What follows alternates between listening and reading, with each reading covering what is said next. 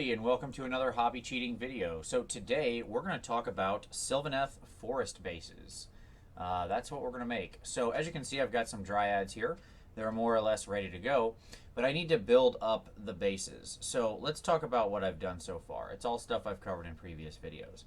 But what I've got here on their base is, you can see I put down some dirt. This is the Vallejo dark earth paste mixed in with just some grit and stuff like that. No big deal.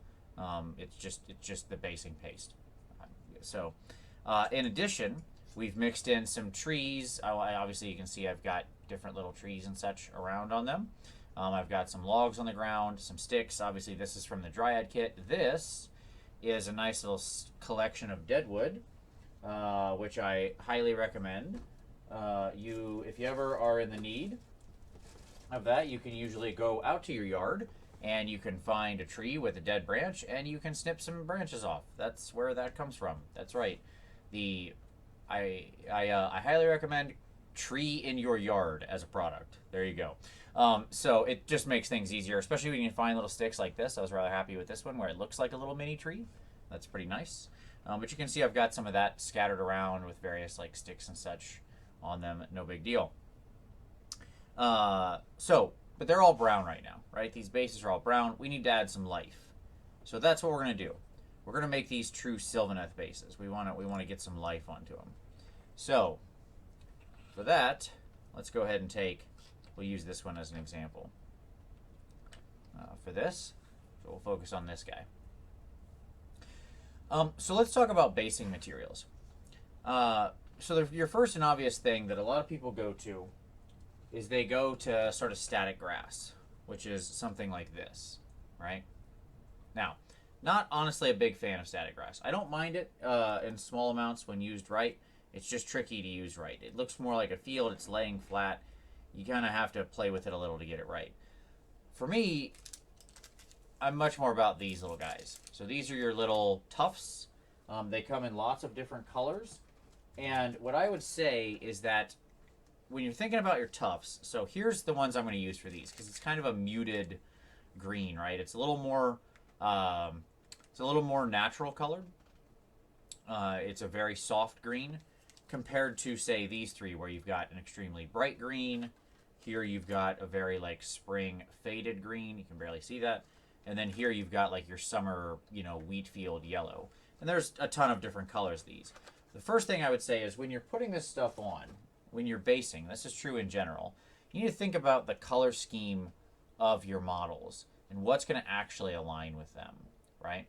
So if you've got, when you're choosing these colors of flowers, of tufts, of things like that, you want to make sure that the colors that you place on there, especially if you're going to use flowers, which is what we're going to talk about back here in a moment, that you're picking smart sort of color choices that align. To put it very simply, this dryad has some greens and it's got some crimsons on it, right? But all the colors of this dryad are fairly muted. This is dark. It's a darker colored miniature.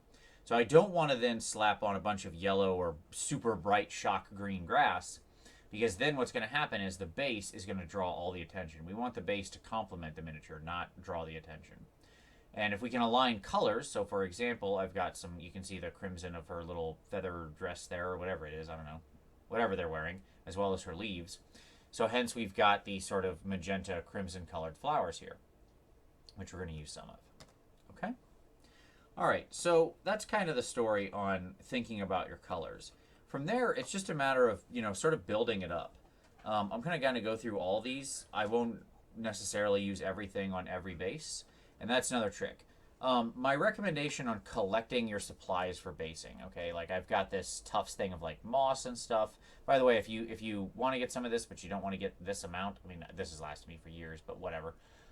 You can also go to, say, a craft store, and they sell this in the department for making like flower arrangements and stuff. They sell giant bags of it for very, very cheap, which I also have for doing like terrain and stuff. Here we've got some dead grasses. You can see there's a couple different colors in there. Flowers, right? Lots of different colors of flowers. Those are white and sort of purple. Leaves, very important. Lots of different colors of leaves. These are a very bright red sort of maple leaf, which I really like. We're going to play around with those some. And then, of course, this is one of my favorites. This comes from the Dice Bag Lady. You can see I use these quite a bit. I don't have a whole lot left. These are little moss patches. They're 2mm moss patches. So the dicebagLady.net, highly, highly recommend those. Those are so useful because they're little, flat, they're very in scale. And I love them. And then finally, like a heather or something like that, little purple sort of flowering grasses. Another good cheap basing material, something you can use depending on what you want. So you can see that right there. That is just tea. If you go and cut various little tea baggies open, you can get dark teas and there's reds in there. Just look at the color. There's all sorts of different fun colors and it looks very much like sort of scattered natural undergrowth. And you can use it as a basing material if you want. Like this I use for like very dried burnt leaves or burnt forests or something like that. Whatever you like. There's lots of different options. Okay. All right. So, lots of good choices there. That's the point. And when you're looking at a unit like this, the key is not to do the same thing on every base. Some of these are self-stick. I always still use just a little dab of glue because I don't really trust it. But the key is, you just kind of look at it and you start scattering it around. So I'm going to say, okay, I'm going to put a little dab of glue there. I'm going to put a little dab of glue there. All right. And then I'm going to grab my tweezers here. I'm going to pick off a tuft. And we're just going to place it right on top of that dab of glue. Make sure it's stuck in there. Right? We just attach that on there. And we do it again. I like to use tweezers with these to try to get them in there just because it's it's easier than your hand. And I always just push nice and hard into the center with the tweezers as well. So that way you don't, if you use your finger, you push the grasses down. Just have a set of like tweezers. I like these because of the angle. That way I can get in there and work. All right. So there you go. And that's like, okay, we got a couple tufts on there. Great. Good start. Where do we go next? Well, the answer is you just start throwing stuff on here, right? The key with any of this is to just when you're trying to create a very natural undergrowth situation, say something like for Sylvaneth where you want a lot of different grasses and a lot of different, you want a very natural environment. If you walk outside in nature, it's not really very ordered. Like our lawns tend to be very ordered because we force them to be, right? That is to say we kill weeds and we mow them and everything like that, right? So the way that your lawn looks versus the way real nature looks is much different. In real nature, you got all sorts of different kinds of stunted grasses and flowers growing around and, weeds mixed in there, just all sorts of crazy stuff going on. And that's what you want to do if you really want to have a very sort of natural, exciting base that creates some visual interest without being too overwhelming. So literally I'll just start ripping through my stuff. So now I'm going to get into this mossy, patchy stuff. And I'll grab I'll grab here? I'll grab just a tiny little bit of a darker colored moss. You can see how much that is. Not a lot there. Not a lot. And then we'll go ahead and we'll put that down on the base. So again, I'm just kind of scattering this stuff around. There's no, if you're wondering what is my rhyme or reason, what's my thought to it, I don't have one. I'm literally just placing this stuff. With these mossy patches, it's a little tougher because they really don't like to adhere.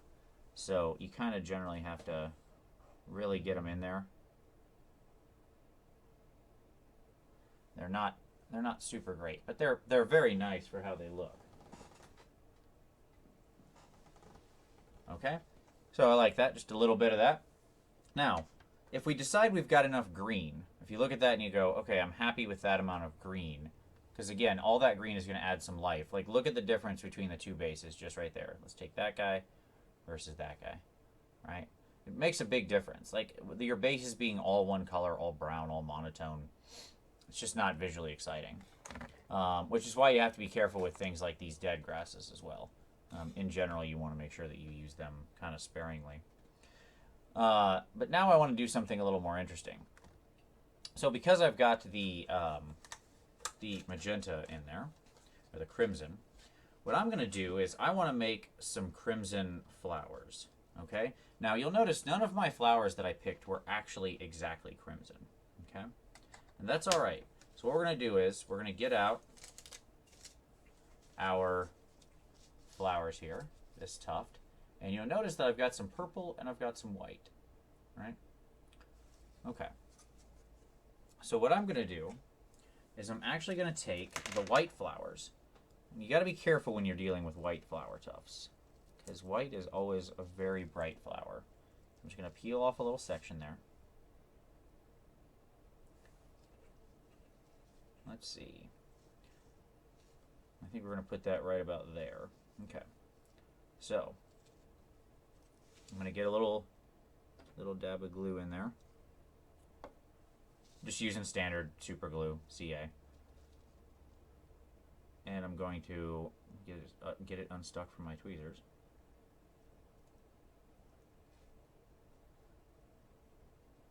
I'm going to make sure we push it down in there nice and strong. Okay? So now we got this little tuft. But look how bright that white is. But now, here's where we get to the interesting part. Here's where we get to the fun part. There's no reason why you cannot paint your flowers.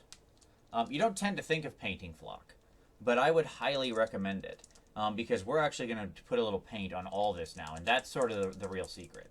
So I have here the same crimson. This is the Bloodfest Crimson I used for sort of the colors on the flowers there, right? So I'm going to get a little bit of that over here off camera on my palette. And then what we're going to do is we're going to just very lightly take a soft brush and almost dry brush, but not really. Dry brush implies a lot harder pushing than what I'm going to do here.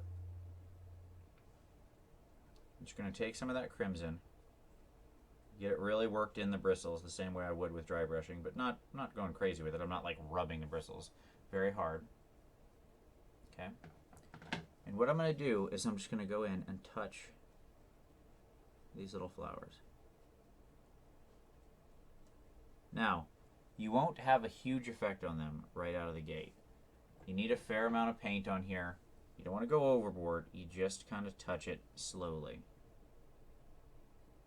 You slowly let the color build up. You also have to be careful because if you touch these too hard, you'll knock some of the flowers off. You're always going to knock some of the flowers off. It's going to happen. But you'll see that as I keep applying little bits of paint over and over, what happens is I'm slowly working that crimson in there. And so now what I've got,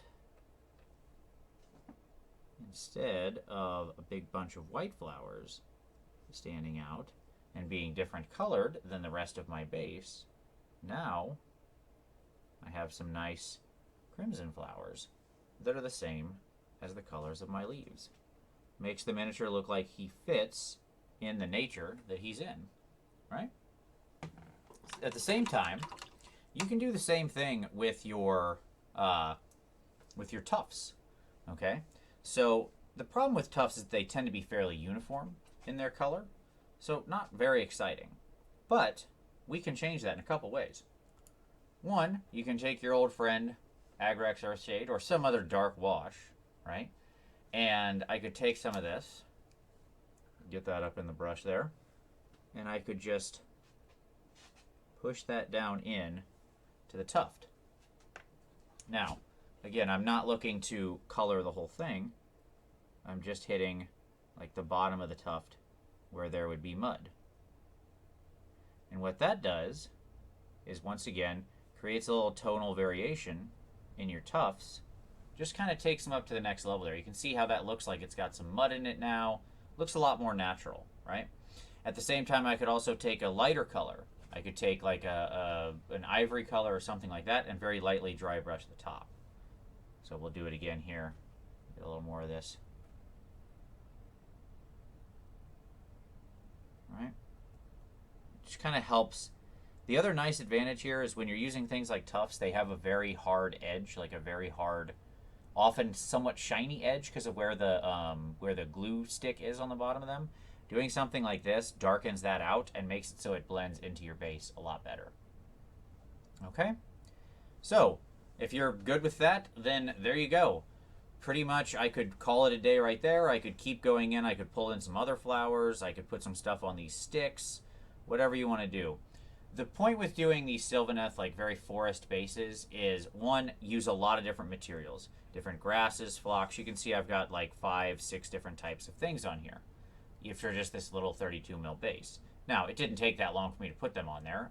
If you consider how long it took you to paint the miniature, it takes you 5% of the time to do this on the base, and it really makes it look much more visually interesting.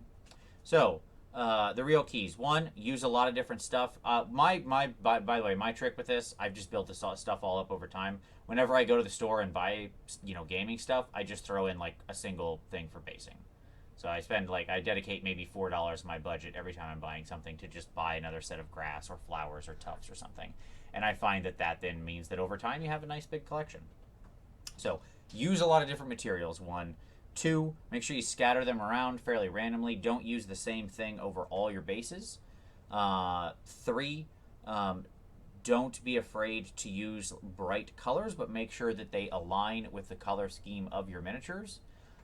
Tip number 4, if they don't align, you can use things like white flowers or things that are very bright and actually paint your flowers or other pieces of your terrain. And when it comes to grasses and stuff like that, don't be afraid to wash them, to dry brush them slightly so you can create a little interest there on how that looks. In fact, while I'm at it, why don't I just show you what it looks like if we just quickly dry brush I didn't have this color ready, but I've got it handy. If we just kind of run some paint over the top of the grass tufts, I'm just using a light sand here, as always, one of my favorite sort of highlight colors. I'm just going to lightly take that and drag it across. You can see how I'm doing that there, right across the top. Drag it across the top. No big deal. And now what it looks like, we've got just a little tiny change, but it makes such a big difference. The grass just pops out so much more, especially when compared against the darker part and the lower part where we worked in the wash. So don't be afraid to put a little paint on those tufts or on those flowers. And there you go. That's how you make a nice, fun, alive, organic Sylvaneth base. Hope you enjoyed. As always, like it if you give it a like. Subscribe. We'd love to have you. But always the best thing you can do is share this video with anybody. If you know somebody working on their new Sylvaneth, give us a share. That's always the nicest thing you can do. But I certainly appreciate you watching. See you next time.